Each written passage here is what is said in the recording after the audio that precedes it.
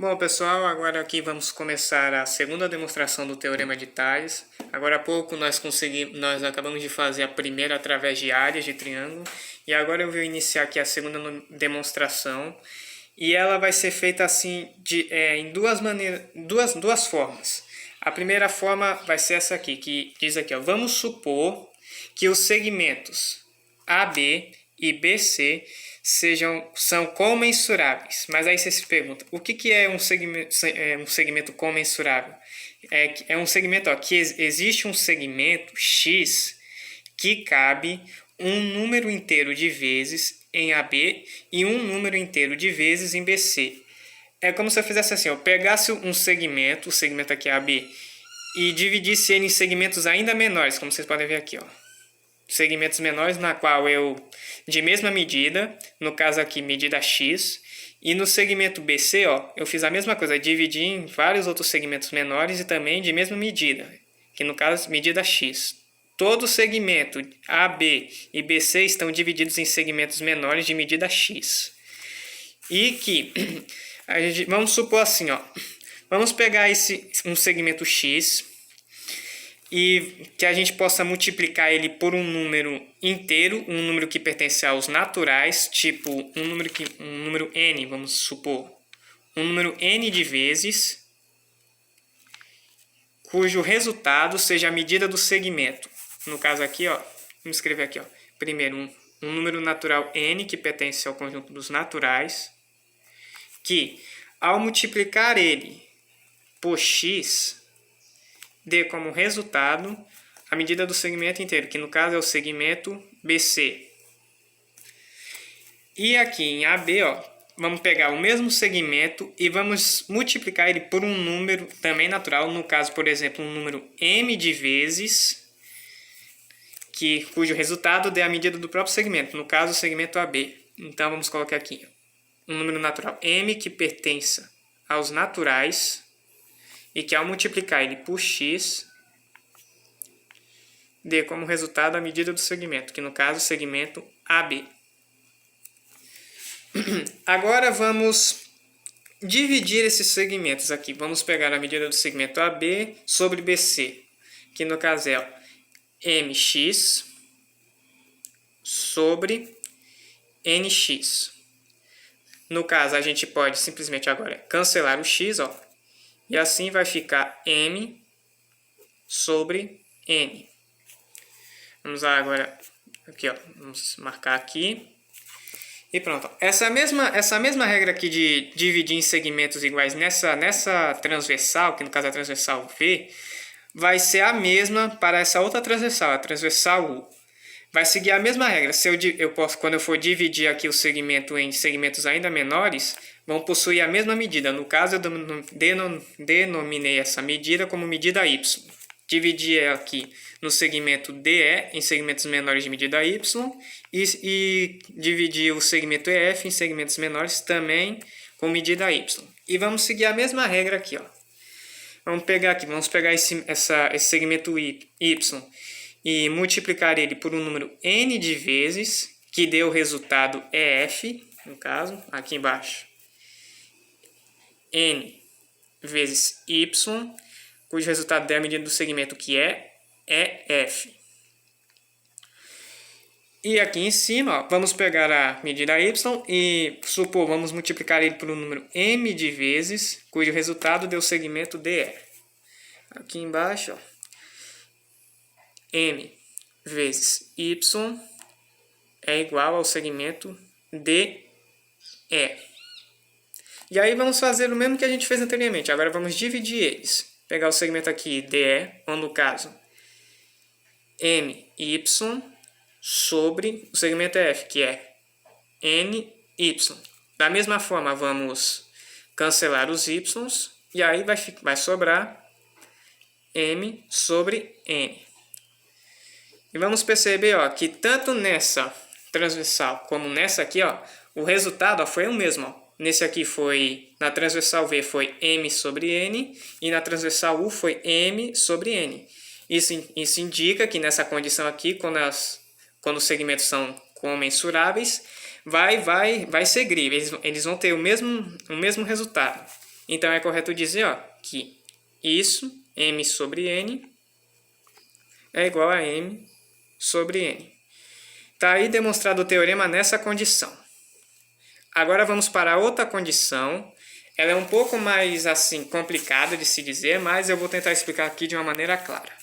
Nessa condição agora, vamos supor agora que os segmentos AB e BC eles não sejam comensuráveis. No caso, se eu for pegar aqui, por exemplo, um segmento BC, vou dividir ele em segmentos menores, claro, no caso aqui de medida x, e que eu possa assim multiplicar ele por um número natural de vezes aqui, tipo um n, pronto, n de vezes, cujo resultado dê a medida do segmento. Então, no caso, eu posso escrever assim, que n vezes x seja igual a BC. Até aqui tudo bem. Mas agora aqui em cima, essa regra já não vai valer direito. Se eu dividir o segmento AB em segmentos menores, claro, de medida x, só que se eu multiplicar essa medida por um número natural, um número inteiro de vezes, ainda assim não vai dar exatamente a medida do segmento, como vocês podem ver aqui. É como se eu pegasse esse pedaço aqui, por exemplo, e fosse multiplicar ele por um número natural, no caso m de vezes, e que ainda assim não dê a medida do segmento, seja um resultado que ainda menor. Então vamos anotar isso. M vezes x, cujo resultado seja menor do que a medida do próprio segmento, que no caso é o segmento AB. Se eu acrescentasse aqui, se eu acrescentasse esse outro segmento aqui, que vocês podem ver, com certeza, se eu fizesse isso, o resultado ia ser maior do que a medida do segmento AB. Mas é justamente isso que nós vamos fazer. Nós vamos pegar este resultado que fizemos agora há pouco e vamos somar ele com mais x. Vamos somar ele com mais um segmento de medida x. Que no caso, ficará assim. Ficará mx mais x. Esse resultado, essa conta aqui, significa dizer que o resultado será maior do que esse segmento, o segmento AB, e apenas m vezes x será um resultado menor do que o segmento AB. Pronto, agora o próximo passo que iremos fazer é pegar toda essa expressão que acabamos de fazer e dividir ele por essa expressão aqui, o segmento de BC. Então, vou colocar aqui embaixo m vezes x sobre n vezes x, AB sobre BC, e mx mais x sobre nx. Agora aqui, nós podemos cancelar, nessa parte aqui nós cancelamos o x, ficará m sobre n, que é menor do que essa razão que é AB sobre BC, e aqui, que é menor do que essa razão aqui. Só para lembrar, galera, essa expressão aqui é a mesma coisa de eu poder dizer que isso é nada mais, nada menos igual a m mais 1